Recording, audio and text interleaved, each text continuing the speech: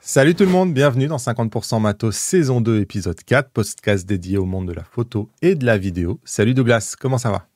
Salut Damien, ça va super, j'espère que toi aussi. Ça va. Pas trop fatigué là ? T'es à J-3, enfin au moment où on enregistre, -3 ou -4 de l'ouverture d'un nouveau magasin. Dernière ligne droite là, première pour nous, première ouverture d'un nouveau point de vente avec tous les aléas qui vont avec. Et ouais, c'est bien le rush là, les allers-retours Lyon-Paris sont bien fatigants, mais ça va, ça y est, là on est sur la fin et on a hâte d'ouvrir et d'accueillir tout le monde. Bon, on en reparlera un tout petit peu tout à l'heure. Donc au sommaire de cet épisode, on va faire un petit débrief quand même parce qu'il y a eu le salon de la photo qui est un peu la messe annuelle de la photo. On verra les dernières annonces de Fujifilm, de DJI. On verra que DJI rencontre un énorme problème aux États-Unis. On va parler du JPEG XL parce que peut-être que vous l'avez loupé, mais c'est quand même une espèce de bataille qui s'enclenche, qui est importante, je pense, dans le monde de la photo. On verra sur un trait humoristique une bataille de pub entre Lidl et Leclerc. On va parler du business des festivals photo. On va regarder les meilleurs et les photos aussi les plus drôles dans la catégorie photo animalière de l'année. On parlera des conséquences de la loi qui va s'appliquer à partir du 28 décembre. Et on va voir qu'encore une fois, ça bouge beaucoup quand même autour de Nikon. On va parler d'une marque Pexar. On va parler du Labo Fnac qui évalue la durabilité des produits. En fait, c'est un programme qui est très chargé. Je vous rappelle que vous pouvez retrouver ce podcast au format audio sur toutes les plateformes. Et j'ai rajouté Deezer parce que certains me le demandaient et effectivement, il n'y était pas. Donc, tous les podcasts ont été ajoutés sur Deezer. Et vous avez à disposition un répondeur sur lequel vous pouvez nous laisser des messages vocaux et le lien est dans la description. Et donc, on revient sur le salon de la photo qui s'est clôturé 4 jours aux Grandes Halles de la Villette. Un événement qui est important, on ne va pas se mentir, parce que tous les constructeurs investissent énormément. Et je dois dire que pour y avoir passé 2 jours, il y a quand même vraiment des très beaux stands, des conférences absolument partout. Moi, j'ai été étonné par le monde et je trouve que chaque année, on a de plus en plus d'exposants. Donc, c'est vrai que c'est quand même un bel événement. Toi, IPLN était présent avec Achille et Mathieu qui ont cravaché comme des fous sur place. Ils t'ont fait quel retour ? Ils en ont pensé quoi de ce salon ? Ouais, effectivement. Déjà, moi cette année, malheureusement, avec l'ouverture à Paris, j'ai pas pu y aller parce que j'étais entre les deux. Ils en ont pensé qu'effectivement c'était un très bel événement. Beaucoup de monde. Ils ont trouvé effectivement une affluence. En tout cas, le ressenti était qu'il y avait un petit peu plus de monde que l'année précédente. Côté créateur, c'est génial parce que là, pour le coup, cette année, effectivement, il y avait tout le monde aussi. Donc, tout le monde se retrouve. L'objectif, nous, d'avoir envoyé l'équipe là-bas, c'est de couvrir un petit peu l'événement parce qu'on n'est pas présent sur le village de vente IPLN sur le salon de la photo. Mais c'était de couvrir un peu l'événement en tant que média, donc d'essayer un peu de créer du contenu pour faire vivre à ceux qui ne pouvaient pas y aller. Ouais, sur place, en fait, quand tu regardes bien, il y a de plus en plus d'acteurs. Alors, moi, il m'a semblé que Godox n'était pas là. Hasselblad n'est pas là. Bon, à la limite, on peut dire c'est pas des constructeurs majeurs. Par contre, je trouve que le grand absent de cet événement-là, c'est quand même DJI. C'est embêtant quand même qu'un grand acteur comme DJI ne vienne jamais au salon de la photo. Bon, évidemment, il y a Panasonic cette année n'y était pas, mais peut-être qu'ils y seront l'année prochaine. Donc, c'est toujours incomplet. Ils ont quand même encore du mal à attirer certains constructeurs. Moi, j'ai été étonné sur place. En fait, il y avait quasiment tous les créateurs de contenu. À quelques exceptions près, tout le monde était là. Et en fait, moi, j'ai été étonné parce qu'il y avait très peu d'annonces, finalement, les uns et les autres annonçaient pas spécialement qu'ils allaient au salon de la photo. Nous, on s'est retrouvés là-bas sur place entre nous, mais c'est vrai qu'on n'a pas invité nos communautés à venir profiter de cet événement-là pour essayer de créer quelque chose. On reste dans ce salon de la photo, et moi, c'est comme ça que je me suis senti pendant 2 jours, un peu SDF, en fait. On fait l'aumône pour avoir un badge, on fait l'aumône pour essayer d'avoir un endroit pour poser son sac et son blouson. Il n'y a pas vraiment de lieu sur lequel on peut rencontrer les gens, où on peut dire aux gens venez nous rencontrer, je serai là-bas de telle heure à telle heure. Et en fait, c'est des rencontres inopinées dans les allées et sincèrement, c'est pas toujours évident à gérer parce que ça tombe pas toujours bien. Moi, j'avais pas mal de rendez-vous avec les marques et on n'a pas envie d'être impoli avec quelqu'un qui nous interrompt dans les allées, avec qui on a envie de prendre le temps de discuter et en même temps, on a un rendez-vous. Et c'est vrai que c'est un lieu où c'est intéressant pour nous d'y être parce que ça permet de vous rencontrer, mais c'est pas en termes d'organisation. Clairement, il n'y a rien qui est organisé dans ce sens-là. Et on parlera tout à l'heure des business des festivals photo. Moi, je suis étonné par la fréquentation de chacun de ces festivals qui se multiplient un peu partout en France. Je pense quand même qu'il y a un truc qui loupe dans le salon de la photo, dans la manière d'amener l'événement qui est trop centré probablement autour du matos. Ouais, côté expérientiel qui manque un petit peu, je pense. Les créateurs, on est quand même pas trop intégré. On est juste réduit à un rôle de conférencier gratuit puisque ceux qui viennent donner une conférence sont pas rémunérés. Mais si on donne pas une conférence, on n'est rien du tout quoi dans ce salon. Et si on n'est pas ambassadeur et qu'on travaille pas pour une marque, c'est vrai qu'on n'a pas vraiment de rôle en définitive, on n'a pas notre place. Et donc c'est vrai que du coup on n'a pas cet effet un peu comme on l'a eu sur le GP Explorer ou sur plein d'autres événements où une masse de créateurs donne rendez-vous à une communauté à un endroit et où il y a un espèce d'événement. Ce buzz-là, en fait, il n'y a pas vraiment. Et moi, j'ai été étonné de discuter avec des gens qui finalement avaient aucune idée de ce qu'ils allaient trouver au salon de la photo. C'est vrai que même le côté exposition de photos qui était très joli à l'étage, franchement, il est inconnu de la majorité des gens qui vont au salon de la photo. Et beaucoup se disent, et c'est des gens qui m'ont dit ça, mais pourquoi j'irai au salon de la photo? Je vais chez IPLN. Franchement, j'ai exactement les mêmes objectifs, j'ai exactement les mêmes appareils photo, j'ai le monde en moins. C'est juste un magasin géant à ciel ouvert. Peut-être que du coup aussi, il y a peut-être aussi une connotation sur ce salon qui est très photo et purement photo. Peut-être pas assez l'accent sur la vidéo. Est-ce que c'est cette raison pour laquelle DJI pour l'instant n'y voit pas d'intérêt de prendre un stand au salon de la photo? Et après, je te rejoins complètement. Il y a une problématique autour des créateurs de contenu. Moi, je l'ai vécu, donc je le sais. L'année dernière, quand j'étais avec toi. Voilà, ça va pas te faire plaisir que je te dis ça parce que t'es un peu gêné et t'as toujours du mal à gérer ça. Mais tu te faisais arrêter tous les 5 mètres de gens qui te saluaient, qui te disaient merci, qui te disaient bonjour, qui parfois même te demandaient ton avis sur tel et tel produit. Et toi, t'es là, t'as ton sac à dos, il y a d'autres personnes qui passent à côté, qui te bousculent. Enfin, effectivement, il y a pas de lieu dédié pour les créateurs de contenu. Ouais, en tout cas, c'est vrai que cette année, j'ai trouvé que le lieu commençait à être petit. Alors, j'ai pas le chiffre de la fréquentation, mais d'après ce que j'ai compris, moi, j'ai entendu parler qu'ils visaient 40. Que leur objectif, c'était 40 000. C'est à peu près, ils vont y être à peu près. Je crois qu'on parle des infos que j'ai, d'une augmentation de l'affluence entre 2 et 3% de plus. Donc 2 et 3% sur une base qui était aux alentours des, je sais plus l'année dernière, mais entre 35 l'année dernière. Voilà. Ouais, mais 40 000, ça fait 36, quoi. Non, mais voilà, on va parler de, moins de 1000 personnes de plus. Par contre. Donc c'est pas bon. Voilà. Il n'y a pas une dynamique positive de dire l'événement explose. Alors non, mais d'un autre côté, quoi qu'il en soit, il peut pas exploser parce que l'espace fait que je crois que les Grandes Halles de la Villette, ça peut accueillir maximum 38 ou 39 000 personnes. Par contre, le ressenti qu'il y avait, il est général. Et quand on l'analyse un petit peu, à savoir de dire, tout le monde m'a dit, j'ai l'impression qu'il y avait plus de monde que l'année dernière. Donc apparemment, il se peut que le nombre d'entrées soit en très légère augmentation. Par contre, que la durée de la visite dure plus longtemps, ce qui peut expliquer qu'on avait cette impression, enfin que vous aviez plutôt cette impression de plus de monde. Ok, en tout cas, il est reconfirmé pour l'année prochaine, puisqu'ils ont annoncé qu'il se tiendrait du 9 au 12 octobre 2025. Donc moi, je pense que maintenant, c'est devenu un rendez-vous incontournable chaque année, et clairement, j'y serai aussi l'année prochaine. Et donc, avant de quitter Paris, il y a une activité, je trouve, une actualité au niveau des boutiques qui est assez intense. Il y a donc Sélection Photo, vous le savez probablement, qui est un magasin historique important de Paris, a fermé. Donc, ils ont fait un déstockage et le magasin, pour le coup, n'est pas repris. Donc, c'est vendu et il n'y a pas un nouveau magasin photo qui... C'est une autre activité, ouais. C'est une autre activité qui prend place, ouais. Il y a cette semaine, il y a eu une grosse annonce de TRM et de Profote avec une espèce de fusion des deux. Mais encore une fois, on peut imaginer, c'est moi qui le dis, mais généralement, quand il y a fusion comme ça de plusieurs boîtes, c'est qu'à un moment donné, il doit y avoir un problème ou une baisse d'activité ou quelque chose qui fait que on est obligé de modifier. Donc, encore une fois, j'ai aucune information sur ça, mais n'empêche que ça bouge et que TRM et Profote fusionnent. Ouais, c'est deux acteurs qui sont très présents sur la partie B2B, plus que, j'ai envie de dire, experts avertis ou autres. C'est plutôt des acteurs qui travaillent en B2B. Et pour ceux qui sont allés au salon de la photo, ils ont remarqué que historiquement, sur le salon des ventes, on avait une boutique qui s'appelle Cirque, qui était une boutique aussi historique à Paris. Et cette année, c'était Panajou, puisque c'est Panajou qui a racheté Photociné du Cirque. Donc j'ai l'impression qu'il y a certains acteurs qui s'étendent, d'autres acteurs peut-être qui se restructurent et qui s'adaptent. Mais on voit que quand même ça bouge dans le monde de la photo. Et donc, IPLN ouvre à Paris. Alors c'est un magasin, tu me corriges si je dis pas de bêtises, mais je crois que c'est 140 mètres carrés. C'est ça.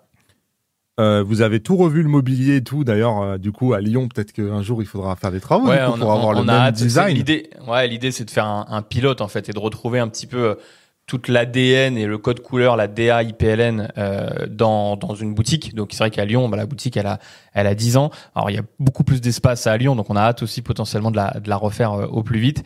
Et l'idée c'était de faire une boutique beaucoup plus moderne et d'allier le côté à la fois qualitatif avec des beaux matériaux, du bois, etc.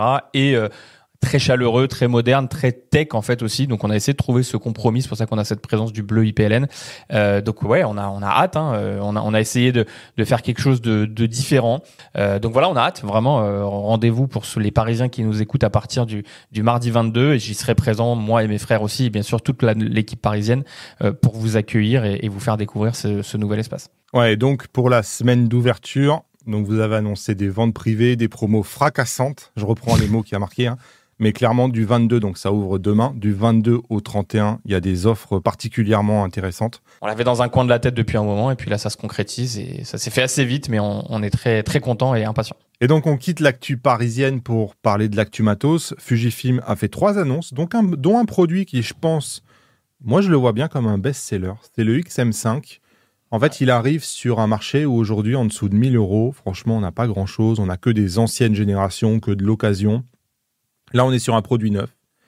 Et je trouve que, déjà, il a ce look qui ressemble au X100.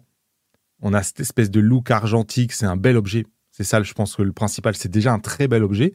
Et à l'intérieur, on est sur quelque chose de très compact, 355 grammes.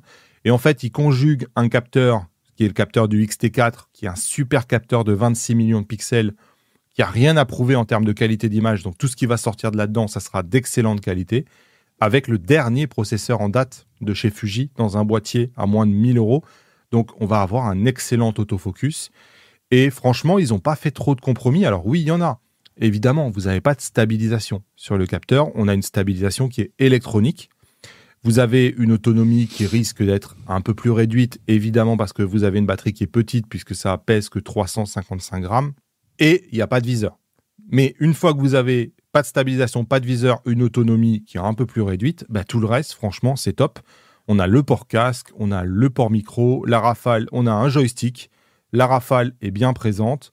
On a aussi la molette de simulation de film qu'a introduit Fujifilm il n'y a pas longtemps, qui va permettre de jouer avec les looks. C'est ce qui fait la réputation aujourd'hui de Fujifilm. Ils ont mis toutes les simulations de films qu'ils avaient. Le joystick aussi. Ouais, le joystick, on n'est pas en reste au niveau de la rafale, puisqu'on est à 8 images par seconde et même 20 images par seconde en obturation électronique. Donc franchement, c'est un super boîtier, même pour faire un peu de photos d'action. Et en vidéo, on est capable de faire de la 6K. Il fait de la 4K 60 avec un léger crop de 1.14. Il fait de la 4K 25. Sur le dessus, ils ont repris un peu ce que fait Sony avec le ZV. Donc, on a 3 microphones bidirectionnels qui permettent d'enregistrer vers l'avant, vers l'arrière ou vers les deux pour avoir un meilleur son sans avoir besoin d'utiliser le port microphone, mais qui est bien présent si vous voulez mettre un port micro. Franchement, ce package-là à 899 € nu et 999 € avec le kit en fait probablement un des boîtiers les plus intéressants de cette gamme-là. C'est un excellent boîtier B pour quelqu'un qui a déjà un boîtier Fuji, qui veut un second boîtier. Bravo. Ou un super boîtier pour les primo-accédants. On en parlait dans le podcast précédent sur est-ce que le smartphone est finalement pas un ami de l'appareil photo et une porte d'entrée pour aller chercher après des produits à optique interchangeable, etc. C'est l'exemple parfait. Et moi, vraiment, j'ai envie de dire bravo Fuji, parce que je trouve qu'ils sont en train, avec leurs produits, on l'a déjà vu avec le X106 et la hype qu'ils ont réussi à créer et à intéresser, à faire intéresser des personnes qui n'ont pas l'habitude forcément de regarder du matériel photo grâce au X106. Donc, il a créé cette émulation et cet intérêt assez fort. Ils le font là encore avec le XM5. Je trouve que c'est un produit super malin. Primo-accédant, moins de 1 000 € de budget pour s'acheter un bon appareil photo. Pour moi, il n'y a pas aujourd'hui beaucoup d'autres options. Il y a Canon qui est présent avec le R50, avec le R100. On a Sony qui est avec la gamme A6000, mais là, je trouve qu'il s'adresse vraiment directement aux personnes qui sont potentiellement des acheteurs d'appareils photo dans ces gammes de prix-là. Je trouve que le fait de remettre la molette avec les simulations de films directement, c'est hyper malin. Le produit, il est petit, il est léger. On a l'écran orientable, il est bon en vidéo. Franchement, moi, c'est un produit qui me séduit vraiment. Ouais, sachant qu'il y a une molette à l'avant et une molette à l'arrière. Donc même à ce niveau-là, franchement, l'ergonomie c'est pas un smartphone, quoi. Et on a un écran qui est orientable. Donc moi j'ai envie de dire, il coche quand même beaucoup de cases et il n'a pas vraiment d'équivalent à ce prix-là. Ils ont annoncé, bon évidemment, le renouvellement de leur 1655 f2.8, donc qui arrive maintenant en version 2. On est quasiment 40% plus léger, je crois qu'on est à 38, quelque chose comme ça. 38% plus léger, 38% plus compact. La qualité en hausse, l'autofocus toujours plus rapide. Bon, évidemment, tout ça, c'est à tester. Mais c'était quelque chose qui était plus qu'attendu. Hein. C'était même tardif comme renouvellement. Mais ça arrive. Et on peut imaginer que, j'espère, ils vont refaire le 50-140. J'ai été un peu moins hypé, personnellement, par le 500 mm. Ils ont annoncé un 500 mm f5.6. Bon, c'est bien qu'il existe parce que finalement, quelqu'un qui a un Fuji, qui a une monture, c'est un équivalent, je crois, 750 mm, si je dis pas de bêtises. C'est ça, ouais. On a la possibilité en plus de mettre les multiplicateurs de focale. Donc, on est capable quasiment d'avoir un 1500 mm. Donc, top. Très, très bien. Moi, ce que je lui reproche personnellement, c'est le poids. Il fait 1,3 kg et en fait, c'est l'objectif qui a été fait pour le GFX. Donc, ils avaient fait cet objectif pour le GFX, ils ont changé la monture, ils le sortent en APS-C. Mais il faut être conscient, et moi, c'est à chaque fois ce que je dénonce, c'est pas un objectif qui est prévu de base pour l'APS-C, et donc ce 1,3 kg, si Fuji l'avait fait que pour l'APS-C, peut-être que ça serait 800 grammes ou 900 grammes. C'est la seule chose que je dis. Mais ça reste une bonne option et c'est cool de l'avoir. Et ils ont conclu la conférence avec le japonais qui, à la fin de la conférence, fait mine de soulever un drap et dire « Ah, sous le drap, il y a 2 boîtiers. Mais ces 2 boîtiers-là, ils ne sont pas pour aujourd'hui. » On voit qu'on a une petite boîte et on a une grosse boîte. Et il dit « Bon, ces 2 boîtiers-là, on en parlera en 2025. » Donc, ils annoncent que Fuji lancera 2 nouveaux boîtiers en 2025. Les rumeurs disent que la grosse boîte, ça serait un compact à capteur moyen format. Donc, l'équivalent de ce qu'est un X100 mais avec un capteur moyen format et une optique, je ne sais pas, peut-être 28 mm, 35 mm, j'en sais rien. Concurrencer le Leica Q3, clairement. Avec un capteur, pour le coup, encore plus grand. Ouais, là, c'est du moyen format. Ouais. Et le deuxième, Fuji Rumors dit que c'est un espèce de Pentax 17. Ça serait comme un argentique, en définitive, mais avec en mode portrait, en fait. C'est-à-dire que sur une pellicule, au lieu de faire une photo au format paysage, vous faites 2 photos au format portrait. Ouais, c'est ce qu'on appelle le half frame sur le Pentax 17. Donc, on verra ça en 2025, mais en tout cas, c'est ce que Fuji Rumors annonce. J'aime bien le teasing aussi, vraiment, sur le côté marketing, là, je trouve ça pas mal. Ouais, c'est malin d'avoir une petite boîte et une grande boîte, donc quand même, tu donnes une indication. C'est pas mal, ouais, bonne idée. DJI a aussi annoncé un nouveau drone. Cette fois-ci, c'est le DJI R3S. Je dis cette fois-ci parce que j'ai l'impression qu'il lance un drone tous les mois. Et je trouve que le cycle de vie des drones est trop court. Ouais. Là, le R3, il avait même pas 1 an. Là, on est déjà au R3S. Enfin, je trouve que pour les gens qui achètent ces drones-là, ils savent que dans l'année qui arrive, à chaque fois, DJI va lancer un nouveau micro-truc qu'il va falloir... qui va vous tenter pour acheter un drone, quoi. Et qui va vous faire baisser la cote du vôtre. C'est un peu la méthode Apple, Le problème, c'est que tu finis par être anonyme. En fait, il y a tellement de drones, il y a tellement de nouveautés que plus personne finit par réellement s'y intéresser. Enfin, c'est pas aussi rare que quand tu as un modèle tous les 3 ans, quoi. En tout cas, ce R3S, il a été plébiscité. C'est le retour au capteur 1 pouce, alors qu'ils avaient fait l'erreur sur le R3 tout court de redescendre la taille du capteur. Là, on retrouve un capteur qui est grand. La grosse nouveauté, alors, on est sur 2 objectifs. On a un 24 mm et un 70 mm. Donc ça, c'est cool. C'est vraiment ce qui fait la différence entre un drone qui a 1 objectif, 2 objectifs et 3 objectifs. Donc ça, c'est cohérent et ça donne vraiment un autre look d'avoir une focale différente. La grosse nouveauté, c'est le lidar. C'est ce qu'on voit ici. C'est la première fois qu'ils utilisent ça dans un drone. Jusqu'à maintenant, on a des capteurs, mais qui n'ont pas vraiment de laser. Le lidar, c'est des milliers de lasers qui sont capables de détecter le moindre petit obstacle, de mieux évaluer la distance et qui ne nécessitent surtout pas de lumière. C'est-à-dire qu'un lidar, de nuit ou de jour, il marche exactement de la même façon. Donc ça, c'est la première fois que DJI utilise des radars lidar sur un drone. Donc ça vous permet d'avoir un meilleur tracking. Donc c'est une nouvelle technologie qu'ils vont déployer à l'avenir. Ensuite, comme il y a marqué des images inégalées, La qualité d'image de ce drone-là est vraiment en nette hausse. Ils ont fait un truc. Et alors c'est pas dit partout, mais en fait, ils ont beaucoup travaillé le logiciel, les codecs et la compression. Et probablement que la plus grosse innovation de ce drone-là, c'est à l'intérieur du processeur du drone. Le processeur est capable de compresser l'image et le flux d'image comme jamais il a pu le faire avant. Ce qui explique que, en fait, vous avez 2 fois plus quasiment de bande passante et donc vous avez une qualité qui vous paraît largement supérieure à avant. Et beaucoup ont comparé ce R3S avec le Mavic et conclu, c'est tout simplement une qualité d'image supérieure à celle que propose un Mavic. Donc, il y a des vraies nouveautés en termes de qualité d'image, en termes de dynamique. Quand vous regardez les vidéos de test, même de nuit, la qualité que vous offre ce drone est bluffante. Après, il y a quand même un sujet qu'il ne faut pas non plus occulter, c'est la taille du drone. On est sur un drone qui fait quasiment la taille d'un Mavic, alors qu'à la base, le R, il était idéal entre un Mini et un Mavic. Là, on est presque... C'est un Mavic, quoi, le truc. Donc, c'est un peu plus léger. Ça ne coûte pas le prix d'un Mavic. Vous avez quand même une belle qualité. Il y a des rumeurs d'un Mavic 4 qui pourrait arriver dans pas si longtemps. Donc, il faudra voir qu'est-ce qu'ils vont proposer sur le Mavic 4. Mais voilà, c'est un super drone, on peut dire que ça. Et DJI, ils ne s'arrêtent jamais. Et ils arrivent toujours à trouver un moyen de nous faire racheter leur prochain drone. Donc, bravo à eux. Pour nous, c'est compliqué aussi, je te dis franchement, parce que tu te retrouves sur des produits qui ont une vie qui est très courte, parce qu'ils sont changés tous les ans, mais le produit, il sort. Bon, on parle de produits à 1000, 1500 euros. Tu l'achètes pas le jour même où il sort. Tu vas te renseigner, tu vas attendre. Donc, il peut s'écouler un mois et demi. Potentiellement, là, t'attends la sortie de son grand frère pour voir si tu l'achètes ou pas. Donc, tu vas attendre 2 mois. Donc, déjà, entre le moment où il est sorti et le moment où tu vas passer à l'acte d'achat, il se passe 2 mois. Et puis, si les gens savent que au bout d'un moment, tous les ans, les produits changent, 4 ou 5 mois avant la date d'anniversaire de sortie du précédent, il va y avoir un frein. Donc, à un moment donné, la vie réelle du produit, elle se retrouve à 6-7 mois. Ouais, moi, je trouve que c'est trop court. Franchement, je trouve que c'est trop court. Et ils ont un problème. On l'avait suivi un peu le feuilleton DJI contre les États-Unis avec une rumeur, avec un processus législatif qui vise à les interdire. Et là, il y a eu une grosse accélération.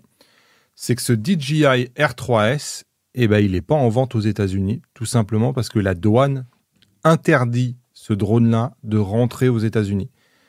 Et au début, on s'est dit, il y a un quiproquo pas très important. Et en fait, non. Visiblement, il y a un vrai conflit entre les deux, avec les États-Unis qui disent, ce drone-là, on n'en veut pas. Qui trouvent un prétexte, en fait. Le service des douanes et de la protection des frontières des États-Unis, il cite la loi sur la prévention du travail forcé des Ouïghours comme raison des retards actuels. Et en fait, on a vraiment l'impression qu'en fait, ils sont vraiment sérieux, les mecs. Ils veulent pas que les nouveaux drones DJI soient en vente aux USA et ils vont commencer à leur mettre des vrais freins. Donc ça, je sais pas si ça va être levé ou pas. Mais là, on est à 1 semaine après le lancement, globalement, et il n'est pas en vente aux États-Unis. Et c'est quand même un événement. Affaire à suivre. Il y a Canon, et je crois que c'est une première aussi, Douglas, qui fait un teasing sur les objectifs. D'habitude, quand un objectif il arrive, un jour on se lève, il y a une annonce. Là, ils font le teasing de « on va vous annoncer quelque chose le 30 octobre avec un visuel ».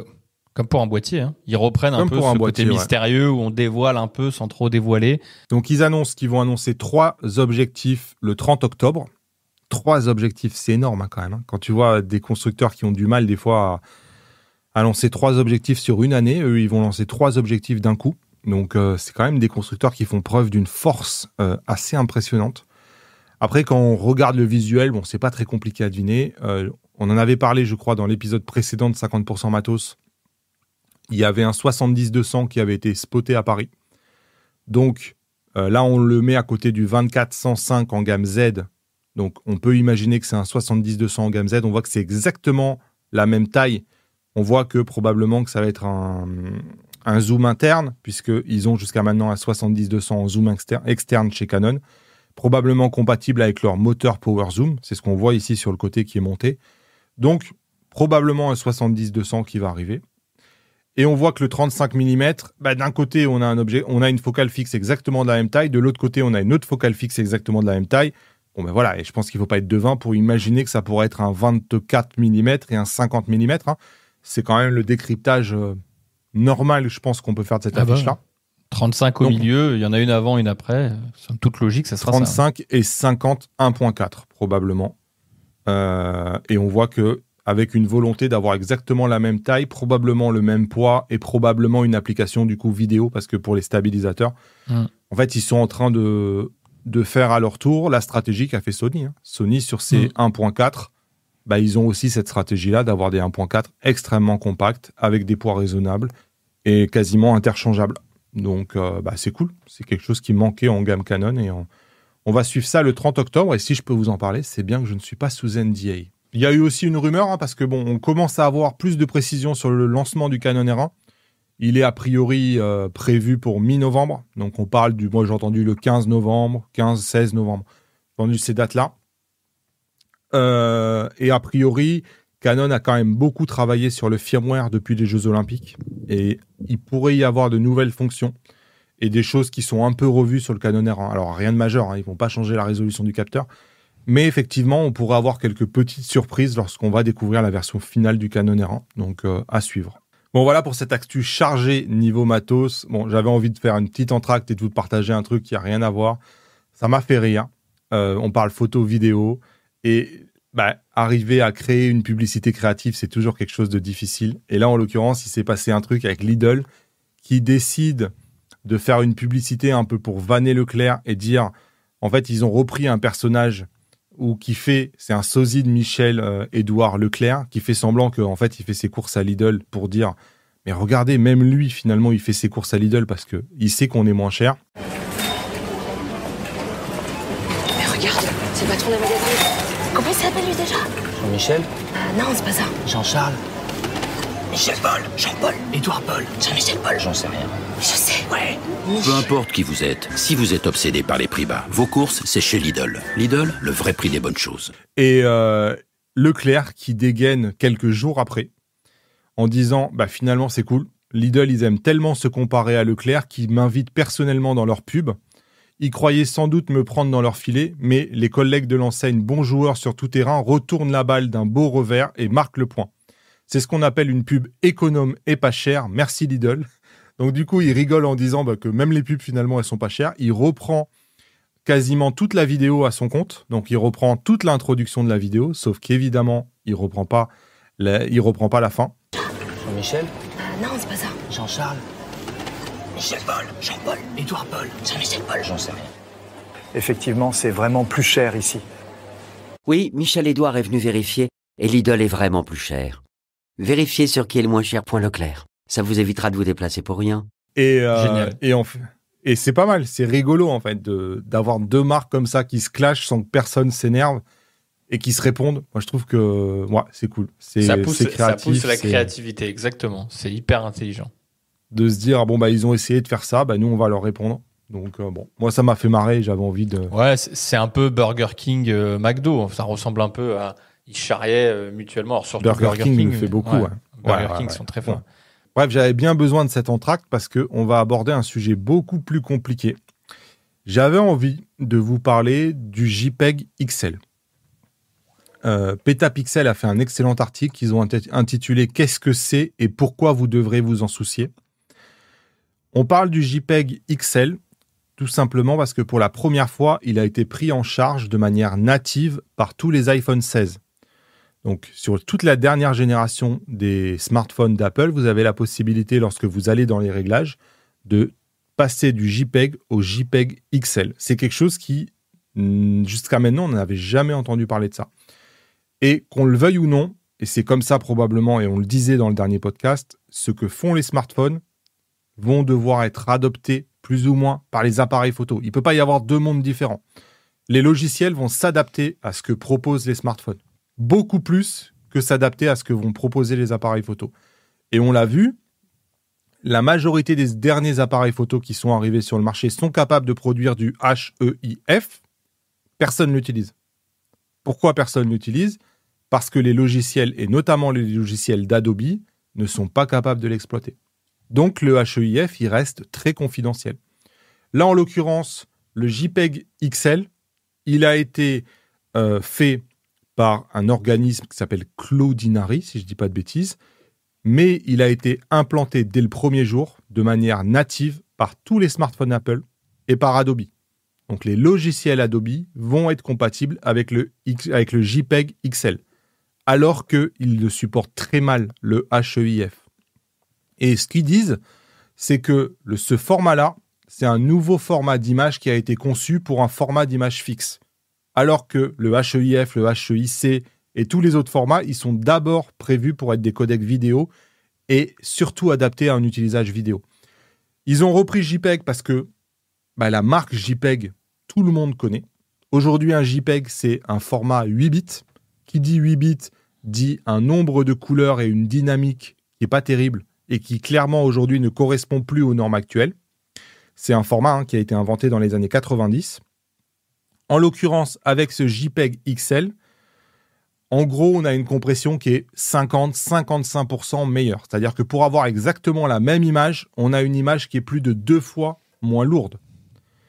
Et ça va avoir une répercussion immédiate puisqu'ils disent, si demain, au lieu de faire des JPEG, les constructeurs d'appareils photo font du JPEG XL, la durée de la rafale double.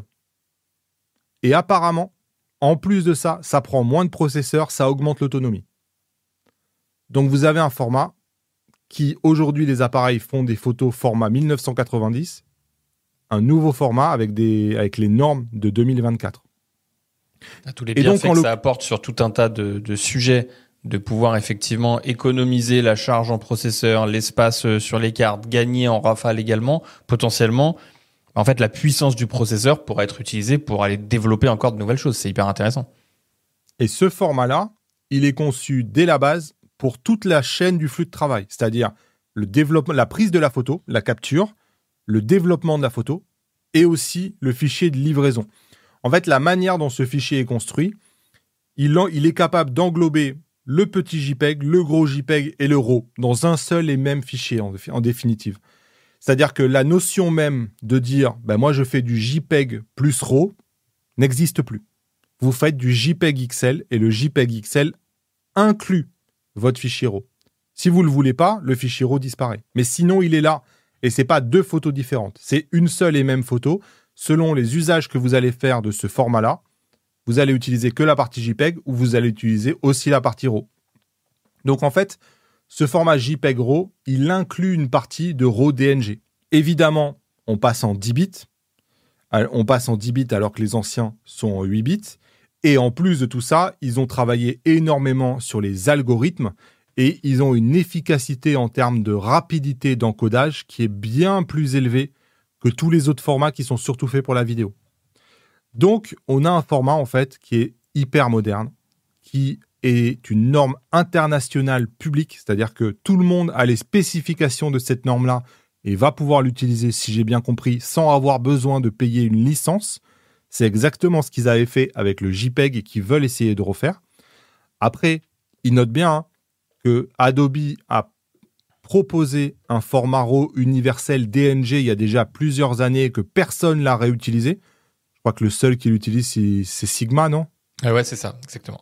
Et donc là, en l'occurrence, ils font un appel de pied à Canon, à Nikon et à Sony en leur disant « Les gars, arrêtez avec vos fichiers RAW, arrêtez avec vos JPEG, venez utiliser du JPEG XL parce que maintenant, les smartphones utilisent ça, les logiciels Adobe utilisent ça, donc vous devez utiliser ça. » Et clairement, ils citent des exemples en disant que y a rien même qui empêche Canon d'inclure du RAW CR3 à l'intérieur d'un fichier JPEG XL et de garder son format propriétaire. A priori, on peut l'encapsuler dans un format JPEG XL, mais en garder les données telles qu'ils sont faites aujourd'hui de manière propriétaire par Canon. Donc, mine de rien, ce format JPEG XL, je ne sais pas si ça va prendre ou pas, mais c'est une proposition crédible, soutenue par les smartphones. Aujourd'hui, je crois que 50% des photos dans le monde sont prises par des Apple, si je ne dis pas de bêtises. Donc, on va avoir de plus en plus de photos prises dans ce format-là, d'une manière ou d'une autre. Les constructeurs, aujourd'hui, ne pèsent pas suffisamment pour dicter quel format va s'appliquer et quel format va pas s'appliquer. Donc, je pense qu'ils vont être invités à rejoindre le rang. Donc, à voir si ça perce, cette histoire. Et on passe sur un tout autre sujet. On va parler des prix photo et du business des festivals photo. Un des concours les plus réputés en photo, c'est le Wildlife Photographer of the Year, donc le concours de photographe animalier. Le Parisien a fait un article en disant que tout simplement ce concours il est devenu maintenant le Nobel de la photographie animalière. Il fête ses 60 ans et en 60 ans, évidemment, il a beaucoup évolué. En l'occurrence, c'est un concours qui a opéré un tournant parce que maintenant, ils essayent de chercher des photos, des images qui témoignent de l'état du monde, qui cherchent à toucher la sensibilité du public, en fait. Donc, des images qui sont beaucoup plus marquantes, en fait.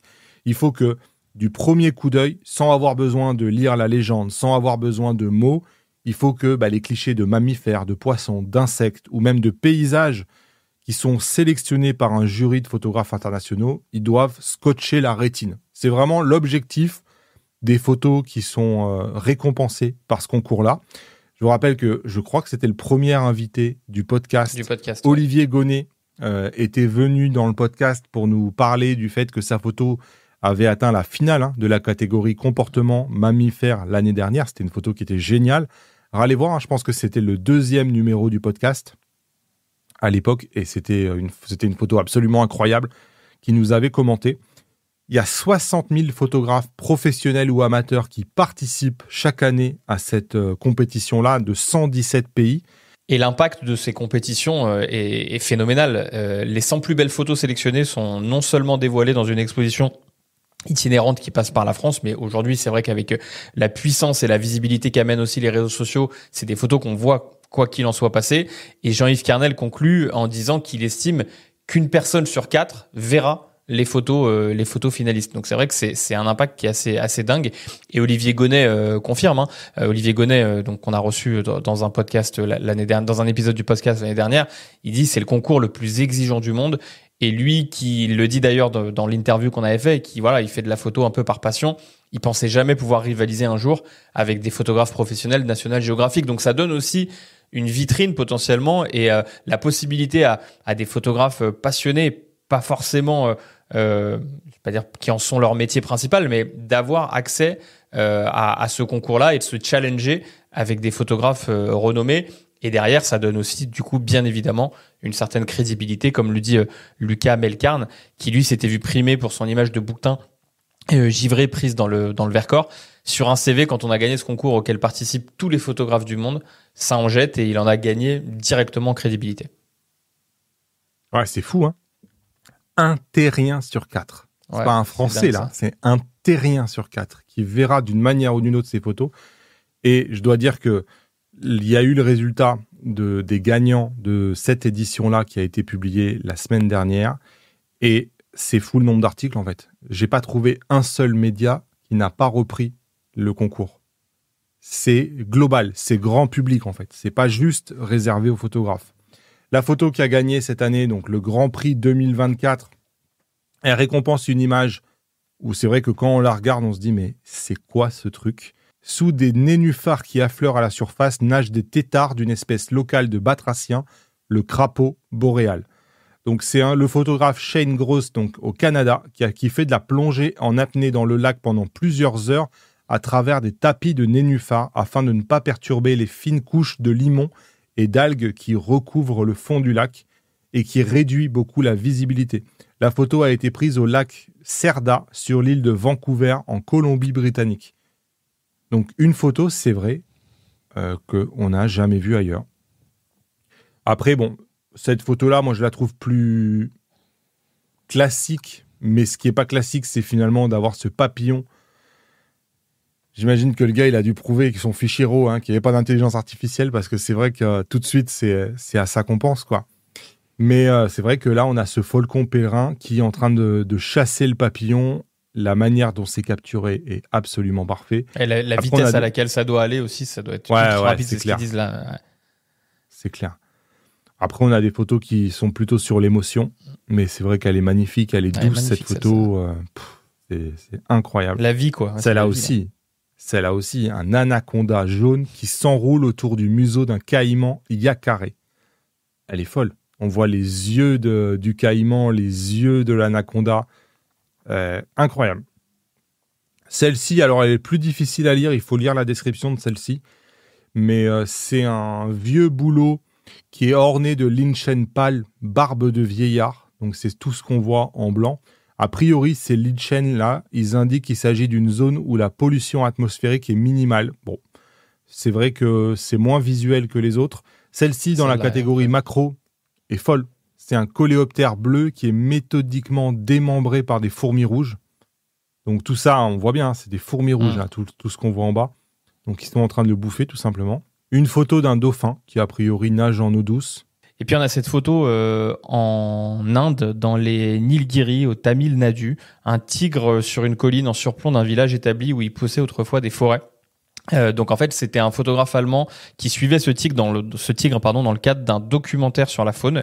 Et ce qui est intéressant sur cette photo, moi je trouve, c'est ce qui est expliqué en dernière phrase, c'est que ce jour-là, il a utilisé un drone pour l'observer, explorer le territoire avant justement qu'il ne s'installe à cet endroit. Donc moi je trouve intéressant la démarche là, pour le coup de l'utilisation du drone en tant qu'un peu de repérage pour suivre le tigre. Et puis au moment où il se pose, venir avec son appareil photo pour immortaliser la scène. Bon, et sur un autre thème, il y a aussi un concours qui s'appelle la Comedy Wildlife Photography 2024, qui a eu lieu a priori en simultané. Bon, là, c'est plus humoristique, évidemment, mais c'est vrai qu'il y a des têtes d'animaux qui, on a l'impression, c'est tout droit sorti d'une BD. Donc, aussi bien pour des poissons. Là, on a vraiment l'impression que la lionne est en train d'engueuler le lion. Là, on a les deux zèbres avec la tête qui est confondue des deux. On a le gang des 4, alors je sais pas si c'est des pingouins ou des manchots qui débarquent. On a l'impression qu'ils vont venir nous embrouiller là. C'est pareil là, ce petit lézard, c'est fou. La tête qu'il a, là c'est la même chose, dispute d'otarie j'imagine. Donc voilà, plein de photos comme ça. Allez voir le concours parce que c'est rigolo aussi de voir toutes ces photos là. J'avais juste envie de vous montrer une dernière, celle-là que j'aime bien, avec la tête d'une fourmi qui passe à travers une feuille. Tu te dis, le mec, il devait être là avec sa photo, il devait quand même espérer très très fort que la fourmi arrive à ce moment-là et à cet endroit-là. Ouais, c'est peut-être se composer d'ailleurs, on n'en sait rien. Et donc, j'avais envie de vous parler d'un autre article sur le business de la photo, des festivals photos. Comme ça fait un lien avec les articles d'avant. Parce que ces festivals photos-là, ils vivent justement en affichant ces photos-là. Donc, les photos qui ont gagné des prix. Et c'est devenu un véritable business parce qu'il y a un attrait pour le public pour toutes ces photos-là, en fait. Donc, évidemment, on pense aux rencontres d'Arles qui attirent 145 000 visiteurs sur 3 mois et qui a lieu généralement l'été. Mais c'est devenu un véritable business parce que les rencontres d'Arles, c'est environ une 50aine d'expositions. 1,5 million d'entrées. 1,5 million d'entrées. 42 millions d'euros de retombées. Donc 42 millions, on parle d'un business là qui est énorme. Donc l'économie locale s'en retrouve vraiment boostée et évidemment, et c'est normal, ça donne des idées aux autres. Parce que ça a aussi un impact sur les hôtels, les restaurants, les locations saisonnières, les commerces, les agents immobiliers. Et ils ont vu un prix au mètre carré qui a explosé depuis 3 ans avec le festival qui a explosé aussi. Et évidemment, tous les autres, ils veulent leur propre festival. Et donc, ce qui est hyper intéressant, c'est que, je veux pas dire de bêtises, j'y suis pas allé, j'y suis jamais allé d'ailleurs pour être franc, mais il y a pas beaucoup de matos là-bas. C'est des expos. C'est des expos. Je crois qu'il y a Sigma qui, historiquement, depuis toujours, a un petit stand avec un peu de matos, mais Canon, Nikon, les grandes marques, si je dis pas de bêtises, sont pas là. Donc, on vient vraiment voir des photos. Donc, moi, je trouve que ça draine un monde assez dingue. Effectivement, les 42 millions générés, c'est direct et indirect. Ça inclut là-dedans les réservations d'hôtels, les restaurants, les locations saisonnières, les commerces, etc. Mais ça dope littéralement l'activité d'une ville comme Arles sur la période. Et c'est vrai que c'est hyper intéressant, je trouve, et hyper valorisant de se dire que la photo et les expositions intéressent autant de monde. Moi, je pense que c'est plutôt très très positif, et bien sûr ça donne des idées à plein d'autres parce que des festivals photos, il y en a de plus en plus, principalement sur la partie animalier, des festivals photos autour de la photo nature, animalière, naturaliste, etc. Nous on en a fait pas mal, mais voilà, c'est ce que dit l'article, nombreuses sont les prétendantes qui aspirent au même destin. Ces 2 dernières décennies, le nombre de festivals photos a gonflé de dizaines de nouvelles adresses, de la Gacilly Photo dans le Morbihan, Photobrac, auquel on a participé à cheval entre la Lozère, l'Aveyron et le Cantal, en passant par Ménographie dans les Yvelines ou les Images Blanches à Amiens. Ouais, là, il parle aussi d'un festival à Vichy, dans un établissement thermal, basé, lui, sur l'art du portrait. et il a attiré l'année dernière 47 700 visiteurs. Donc des chiffres finalement qui sont supérieurs au Salon de la Photo.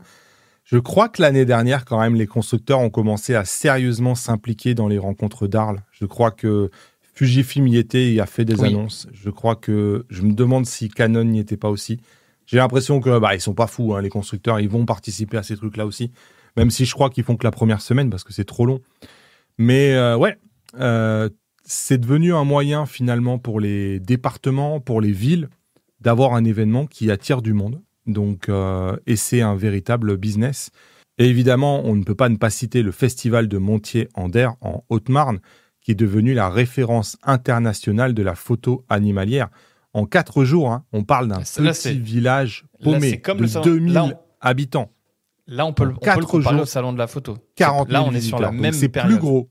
Ouais, c'est plus gros que le Salon de la Photo. En 4 jours, dans un coin paumé. Là, on n'est pas à Paris. Pas du tout à Paris. Et les retombées économiques donc liées au festival de Montier-en-Der, c'est 7 millions d'euros, selon la Chambre de commerce et d'industrie. Et en moyenne, chaque festivalier qui vient sur place dépense 174 € pendant son séjour sur le territoire. Donc, c'est exactement ce que dit l'article. C'est le business des festivals photo. Et ça montre bien que la photo n'est pas du tout morte. Il n'y a jamais eu autant d'attrait pour la photo. Et bon, moi, je suis de Perpignan. À Perpignan, on a le festival de photojournalisme Visa pour l'image qui a lieu à la fin du mois d'août. Et c'est pareil, Visa sur l'image, c'est 5 millions de visiteurs depuis sa création. Et tout est financé par les collectivités locales. Et les retombées sont excellentes. On est sur un festival qui fait réellement vivre la région. Et Canon est le principal constructeur à être lié à Visa pour l'image. Et clairement, on voit bien qu'ils ne sont pas prêts à laisser leur place. C'est des festivals qui... probablement, il y a un truc qui, au niveau du salon de la photo, ils n'ont pas compris. Parce que quand on voit comment ces festivals arrivent à attirer les gens, alors même qu'ils ne parlent pas matos, je pense que le salon de la photo a un coup à jouer en arrivant à devenir eux-mêmes probablement plus un festival qu'un magasin photo géant. Voilà pour ce dossier, j'espère que ça vous a intéressé. On va passer sur une actu, ce que j'appelle moi non matos. Il y a une loi on en avait parlé il y a 2 ans, mais ça devient concret. À partir du 28 décembre 2024, il y a une loi qui concerne tous les appareils électroniques de petite et de moyenne taille et qui dit, par exemple, que vous êtes obligatoirement sur une prise USB-C. Vous ne pouvez plus vendre un produit qui n'a pas de prise USB-C. Vous n'avez plus le droit, à l'intérieur de la boîte, d'avoir un chargeur. Donc, même si vous étiez USB-C, mais que vous aviez un chargeur, vous devez maintenant refaire un packaging où il n'y a plus de chargeur. Ça concerne tous les produits, toutes les catégories. Donc, évidemment, ce n'est pas un couperet qui tombe au 28 décembre 2024. Si les magasins ont du stock, si les grossistes ont du stock, ces produits-là, ils sont là, ils vont pouvoir être vendus. Mais on ne peut plus importer ces produits-là. Donc, une fois ce stock qui est déjà présent sur place écoulé, tous les produits qui rentrent en Europe ont obligatoirement le port USB-C et pas de chargeur. Le premier, visuellement, qui en a fait les frais, c'est le Panasonic Lumix S5D. Ça a étonné un peu tout le monde. Pourquoi ils sortent ce truc-là ? Même, il y a eu une confusion de savoir... Le S5 avait déjà un port USB-C. Donc, pourquoi finalement avoir besoin d'un S5D ? En fait, la principale raison, c'est pour supprimer le chargeur. C'est-à-dire qu'aujourd'hui, dans la boîte du S5, il y a un chargeur. Avec le S5D, il n'y a plus de chargeur. Et Panasonic me disait que c'était une galère au niveau de la référence et qu'il y a vraiment besoin de créer une nouvelle référence, d'inciter tout le monde à créer des nouveaux fiches produits et d'avoir un produit qui se distingue, de savoir si c'est la version avec le chargeur, si c'est la version pas de chargeur, et que c'était compliqué d'avoir un même produit avec une version sans chargeur avant, maintenant avec chargeur. Donc, il a un nouveau nom. Et je crois que Panasonic l'a fait pour 4-5 autres appareils. Donc, beaucoup moins en vue, des petits trucs en même temps. Des compacts, des TZ100, TZ200. Ils avaient changé la dalle de l'écran ou un truc comme ça parce qu'il y avait un problème de pièces et ils ont été obligés de sortir un nouveau produit avec un nouveau nom, etc. Mais c'est tout le monde. Là, par exemple, Apple vient de renouveler son iPad mini. Il n'y a pas de hasard. C'est-à-dire que tous les constructeurs sont obligés de se mettre à la page maintenant ou alors d'avoir un stock déjà sur place, le temps d'attendre en début d'année un renouvellement d'un produit. Mais cette loi-là, elle a un vrai impact dès maintenant. Bon, et puis on va parler de Nikon. On en parle quasiment toutes les semaines et il y a quand même pas mal d'actualités. Je trouve que ça bouge quand même plutôt pas mal chez Nikon. Nikon qui annonce une collaboration avec l'USC Film School pour se connecter avec les futurs cinéastes hollywoodiens. Alors concrètement, de quoi il s'agit? Nikon a annoncé un accord visant à fournir à l'école des arts cinématographiques de l'Université de Californie du Sud divers appareils photo et objectifs, notamment des caméras de cinéma, donc RED, Komodo, Komodo X, et c'est là où c'est intéressant, des appareils photo hybrides Z6 III et des objectifs Nikon. Bien que cette annonce soit une annonce marketing, moi je trouve qu'elle constitue et c'est ce que dit l'article aussi, une étape stratégique intéressante pour Nikon. Je trouve ça hyper malin. Nikon, on le sait, ils sont pas très très implantés dans le milieu professionnel de la vidéo, encore moins dans le monde du cinéma, contrairement à ses concurrents Sony et Canon. Sony, Canon et même Pana. Et c'est vrai que je trouve que de construire un deal avec une école cinématographique d'Hollywood, et pas n'importe laquelle, parce que l'école de cinéma USC est particulièrement significative. Elle est située à Los Angeles, au cœur de l'industrie du divertissement américaine. Elle a des liens établis, comme le dit l'article, avec les principaux studios, les leaders de l'industrie, les sociétés de production, et c'est une source importante de talent pour l'industrie.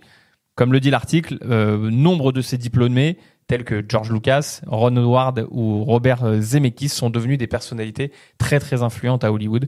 Et donc du coup, Nikon arrive à placer un peu ses produits grâce à l'alliance et au rachat plutôt qu'ils ont fait de RED. Ils arrivent à aller intéresser des professionnels du cinéma et de venir y placer, tiens, je te mets un Z6 III, je te mets des optiques, potentiellement pour aller intéresser les gens et les futurs cinéastes de demain qui n'auront peut-être pas les budgets tout de suite d'aller utiliser ou acheter de la RED, peut-être de commencer à jouer et de leur mettre entre les mains du Z6 III et les optiques qui vont avec. Moi, je trouve la stratégie de Nikon autour de ce rachat de RED jusqu'alors parfait. En tout cas, ils investissent sérieusement dans la vidéo, c'est clair et net. D'autant qu'il y a une deuxième actu, encore une fois liée à Nikon, c'est la boîte qui s'appelle Essilor Luxottica. C'est la maison mère de Ray-Ban, c'est le numéro 1 mondial de la lunette, si vous voulez. Ils prennent 5,1% de Nikon. Donc, c'est une boîte qui a racheté 5% des parts du capital de Nikon. Et clairement, ça s'est vu. C'est-à-dire que le cours de l'action de Nikon a bondi de 10% d'un coup après confirmation qu'il y a eu ce rachat-là. Et Nikon, il faut le savoir, depuis le début de l'année, le cours a augmenté de 20%.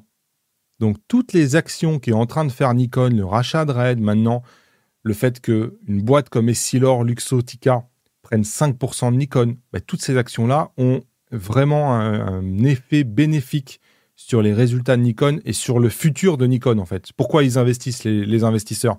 C'est parce qu'ils se disent c'est une excellente stratégie et ça va donner forcément des fruits. Donc, c'est vrai que tout est au vert, en fait, en ce moment pour Nikon. On a l'impression qu'ils sont en train de placer des pions pour l'avenir. On repasse à Fuji. Fuji a annoncé aussi qu'ils allaient faire des mises à jour. Je le dis suffisamment, moi je suis honnête avec vous, moi je ne suis pas convaincu par l'autofocus dont dispose Fujifilm et de mise à jour en mise à jour, il devient de moins en moins bon. Donc clairement, ils ne sont pas sur la bonne route. Il y a des problèmes. Et là, ils ont annoncé qu'ils avaient trouvé la solution et que dans le XM5 dont on a parlé tout à l'heure, il a un autofocus qui est meilleur que n'importe lequel des Fuji, mais que évidemment, ça va profiter à toute la gamme. Et ils ont annoncé que dès le mois de novembre, ils allaient enfin faire une mise à jour de l'autofocus qui améliore réellement l'autofocus et qui est vraiment très significative a priori en termes de performance. Donc évidemment, il faudra le tester. Pour l'instant, on parle de XH2S, XH2, GFX 102, donc il n'y a pas les XT malheureusement. On voit que pour Fuji, les XT, c'est de moins en moins la priorité. Il parle aussi d'un nouveau log avec le C d'une synchronisation des timecodes. Donc, une mise à jour très significative qui est promise là pour le mois de novembre. Donc, voilà, ça bouge aussi chez Fujifilm. Donc, c'est cool, en espérant que cette fois-ci, ça soit la bonne, parce que les 3 dernières mises à jour, ils nous ont dit à peu près déjà la même chose. Donc, maintenant, on attend de voir, quoi. Pexar. Vous n'avez jamais entendu ce nom-là, probablement. C'est une sous-marque que vient de créer Lexar. Alors, c'est un article de Petapixel, Donc, Pexar va créer des cadres photos numériques qui vont être disponibles en 10 et en 11 pouces sur le site Amazon. Il y a quand même un choix intéressant de ne pas reprendre la marque Lexar et de créer finalement une nouvelle marque. On sait à quel point c'est difficile d'arriver à percer. Donc, Pexar, ça donne, enfin moi personnellement, ça me donne pas spécialement envie parce que je me dis mais d'où ça sort? Alors que si ça s'appelait Lexar, je sais que ça vient d'une entreprise qui est renommée. Là, il faut savoir que Lexar a une histoire dernièrement un peu compliquée, puisque c'est un Américain qui a été racheté par des Chinois. Et l'article, et je dis bien c'est l'article qui le dit, il est établi que la marque Lexar n'a plus beaucoup d'attrait pour les consommateurs en général qui cherchent à ajouter de la visibilité aux photos numériques de leur domicile. Donc, ils pensent qu'il vaut mieux finalement jouer avec un jeu de mots et créer une nouvelle marque qui s'appelle Pexar, donc visiblement recommencer à zéro. Donc, c'est des cadres qui ont l'air très très bien. Regardez si ça vous intéresse, c'est dispo sur Amazon, avec un stockage interne de 32 gigas. On a une luminosité, je crois, de 400 nits. Bon, ça a l'air de très très bien marcher, ça a l'air d'être un super produit, ça peut être un bon cadeau de Noël. Mais c'est original de se dire, plutôt qu'utiliser Lexar, on va créer un nouveau nom. Moi, je trouve que c'est pour le coup, ils ont bien fait, franchement, parce que Lexar, le nom Lexar nous parle, nous, en termes de mémoire, bien que je trouve ça retombe un peu, mais le nom est pas très sexy, le marketing est pas terrible, ça fait un peu vieillot, moi, je trouve. Là, Pexar, ils repartent d'un truc qui fait un peu plus jeune, on le voit même là dans l'article, si tu déroules un peu l'article, à un moment donné, tu as une visu avec le logo de la marque, etc., qui est un peu plus jeune. Et ça donne, moi je trouve un nouveau nom. Voilà, tu vois là, un peu plus haut. Voilà, hop, ici. Tu vois, on a un truc un petit peu plus nouvelle génération. Je trouve que ils ont bien fait de le faire plutôt que de repartir de Lexar qui était un peu vieillot. Après, moi par contre, je me pose question. 4 photos numériques, ça fait. Est-ce qu'il y a encore un business? Je me pose la question ouvertement. Il y a eu un boom du 4 photos numériques dans les années 2000 où c'était le cadeau de Noël pendant 2-3 années incontournable sous le sapin. Moi, j'ai l'impression que c'est complètement retombé. Je serais hyper content de voir que ça repart, mais ouais, j'ai pas cette sensation, en tout cas, moi, à mon niveau. Ouais, à voir. C'est vrai qu'il y a une problématique d'électricité, il y a toujours un câble. On ne peut pas le mettre n'importe où, justement, parce qu'il y a ce câble qui finit par pendre dans tous les sens. C'est la même chose pour les tableaux photos numériques. C'est la même. Bon, je pense qu'il y a un besoin. Après, est-ce que la technologie est prête? Je ne sais pas. Moi, je ne les ai pas testés, ces cadres-là. Et pendant l'enregistrement de ce podcast-là, j'ai reçu un mail de Lexar qui me dit... qui me parle pas de ça, mais qui me dit que ça serait bien qu'on collabore ensemble. Donc, c'est drôle. Peut-être qu'on va parler de Lexar bientôt. Voilà, en tout cas, ça conclut nos actus non matos. On va écouter le répondeur. C'est Olivier de Lyon. Je suis un client des PNL fidèle depuis des années. Et un client de Damien. Voilà ma question. Il y a la mise à jour de l'R7 5 qui est sorti, je crois le 3.0. Est-ce qu'il faut la faire ou non? Parce que maintenant, on est presque, chaque fois qu'il y a une mise à jour de Sony, on tremble. Est-ce que le boîtier va être hors service ou il va toujours fonctionner? Moi, personnellement, sur les mises à jour, j'attends un mois. C'est-à-dire que la mise à jour sort. Pendant un mois, je touche à rien. Et au bout d'un mois, si la mise à jour elle est encore là, je me dis que je peux la faire sans problème. Mais je pense qu'effectivement, c'est une très mauvaise idée, et pas que chez Sony, parce qu'on tourne beaucoup sur Sony, mais j'ai vu qu'il y avait une mise à jour là qui venait d'être retirée aussi, je sais plus, je crois que chez Apple aussi. Donc ça peut arriver, des mises à jour qui soient retirées. Donc la règle, je trouve, c'est ne jamais mettre à jour la première semaine. C'est trop risqué. Et d'attendre un peu, parce que finalement, il y a plus à perdre qu'à gagner à se précipiter à faire une mise à jour qui apporte 0,5% de performance en plus. Donc voilà, attendez 3 semaines. Et puis merci Olivier pour ta fidélité chez IPLN. Bonjour Damien, bonjour Douglas. Tout d'abord, meilleures salutations de Suisse. Et oui, votre podcast est international. Et pour Douglas, à quand à ipln.ch? J'attends volontiers des nouvelles. Je voulais volontiers avoir votre avis sur le thème suivant. J'ai un peu l'impression que l'on a atteint aujourd'hui un plafond de verre en termes d'avancées technologiques. Je m'explique. Aujourd'hui, les boîtiers ont un autofocus hyper rapide, une définition des capteurs plus que suffisant, un piqué des photos incroyables, des résolutions vidéo extraordinaires. Et pour moi, en tant que photographe amateur averti, le matériel d'aujourd'hui remplit les conditions à 100% dont j'ai besoin. Alors, sauf bien sûr pour une minorité de photographes pros qui ont bien sûr toujours des demandes particulières. En fait, je vois pas ce qui pourrait me faire changer de boîtier. Et ça, j'en suis plutôt ravi, en fait. Et c'est ce qui me permet de faire le lien avec la stratégie de Fujifilm dont vous avez parlé dans votre dernier podcast.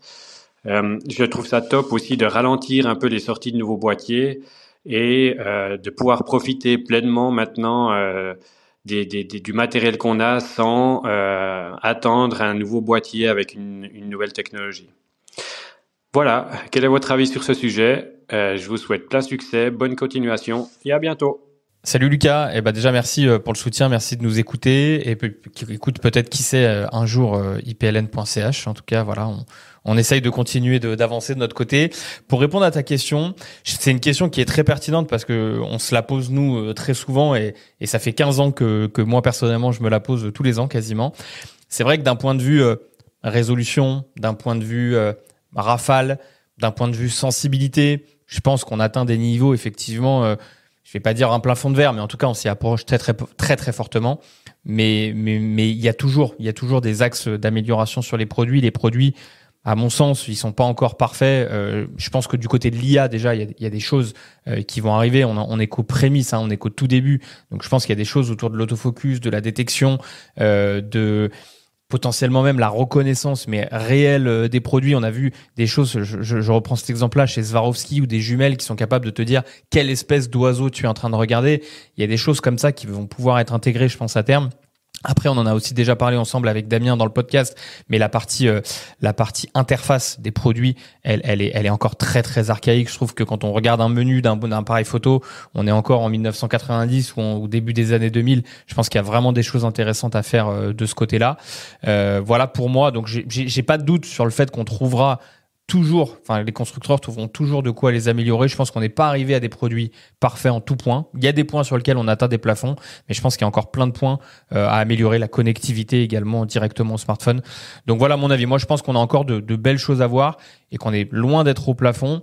Après, à chacun, en fonction de sa pratique, d'y trouver son compte. C'est sûr qu'il faut pas rentrer non plus dans la course à il y a un nouveau produit qui sort, il faut impérativement que je l'achète. Je pense qu'il faut ramener de la raison un petit peu là-dedans et surtout voilà profiter de son matériel et faire de la photo, c'est quand même la base. Le commentaire suivant, Richard, je découvre ta chaîne, j'adore. J'ai cru comprendre que tu avais switché chez Canon. Est-ce que tu as fait une vidéo expliquant ton choix? Photographe pro, nikoniste en reprise d'activité, je souhaite me mettre à jour et passer à l'hybride. J'aurais aimé avoir ton ressenti et Canon me fait de l'œil. Donc non, moi j'ai pas switché chez Canon. Depuis toujours, je suis. Le studio ici est équipé en Sony parce qu'à un moment donné, il faut bien en choisir une. Et à l'époque où j'ai commencé à bâtir le studio, les seuls qui étaient à fond dans la vidéo, c'était Sony. Et effectivement, maintenant, il faut que je change à chaque fois plein de caméras, plein d'objectifs. Le studio est équipé en Sony. Après, pour ma pratique personnelle, j'ai pas de marque. J'aime utiliser toutes les marques. Et pas parce que c'est mon kiff de passer d'une marque à une autre, mais parce que j'ai envie de savoir quelle est l'expérience de shooter avec telle ou telle marque. Là, j'ai fait 3 semaines en Sony A9 III au mois de juillet, puis après, j'ai fait 3 semaines en Nikon Z6 III, et j'ai enchaîné sur 3 semaines avec le R5 Mark II. Donc, en 2 mois, j'ai fait 3 semaines avec chacun des constructeurs. Donc, moi, j'ai pas d'intérêt à dire je switch chez l'un ou je switch chez l'autre. Moi, mon avis, c'est que switcher apporte rarement des meilleures photos. C'est des cycles. Il y a des cycles à un moment donné où Canon là est en haut de son cycle parce qu'ils viennent de lancer 5 boîtiers en 3 jours. Donc c'est sûr que on a l'impression que Canon, incroyable tout ce qu'ils ont fait. Sony est dans le creux de la vague et Nikon est probablement en fin de génération. Donc, mais dans un an, on aura peut-être un discours qui sera complètement opposé. Avec Nikon qui sera arrivé sur un Z9 II qui va de nouveau le lancer sur un nouveau cycle. Et Sony qui va arriver avec un A1 Mark II, un A7 V et compagnie, et on va dire Sony de retour. On va pas switcher tous les ans. Donc moi je suis pas un switcher en fait. Je trouve que quand vous êtes investi dans une marque, que vous avez des objectifs, profitez de la marque, faites des photos, laissez les cycles passer, et on se rend bien compte que la différence entre les trois est pas si énorme que ça. Après voilà, si vous avez le budget de vous faire plaisir, faites-vous plaisir. C'est aussi agréable, il faut prendre du plaisir avec son matériel, je pense, et c'est aussi agréable de changer de matériel parce que ça rafraîchit un peu l'expérience, quoi. Il y a clairement dans l'achat du matériel, pour moi, il n'y a pas que c'est bête, mais il n'y a pas que le côté technique. C'est vrai que oui, on a envie parce qu'il y a une nouvelle technologie qui sort à droite à gauche, potentiellement d'aller se faire envie et de changer. Et comme tu le dis, À un moment donné, les gens qui ont le budget et qui ont envie de se faire plaisir, parce qu'à un moment donné, c'est vrai que changer de matériel, c'est aller chercher des nouvelles specs, mais c'est aussi se faire plaisir, se donner un renouveau, moins être dans une routine d'avoir les mêmes objectifs, le même boîtier, etc. Et il y a cet aspect geek en fait qui fait qu'on change. Clairement, quand on change son iPhone 15 pour acheter un iPhone 16, il y a pas de besoin. J'ai besoin d'un iPhone 16 comme j'ai besoin d'un hélicoptère, quoi. C'est juste pour me faire plaisir en fait que je le fais. Il y a vraiment cette dimension de plaisir et je pense que voilà, il faut pas tomber dans ah ouais, je dois changer. Non. Merci Damien. Par rapport à l'absence de Pana au salon, cela me fait penser toute proportion gardée à Apple qui un jour a cessé de participer au salon et a développé les keynotes, donc les conférences en ligne. Les salons, toutes catégories confondues, c'est devenu has-been. Ah, c'est intéressant. Alors oui et non. C'est intéressant parce que on se rend bien compte, même l'E3, le salon international du jeu vidéo qui avait lieu aux États-Unis, s'arrête. Le salon de la photo, c'est le dernier salon photo en Europe. Il n'y en a plus nulle part. Il n'y en a plus en Allemagne, il n'y en a plus en Belgique, il n'y en a plus en Espagne, il n'y en a plus en Grande-Bretagne. Donc, c'est un peu le dernier des Mohicans. Et effectivement, on voit bien que c'est difficile quand même de relancer une dynamique sur ces événements-là.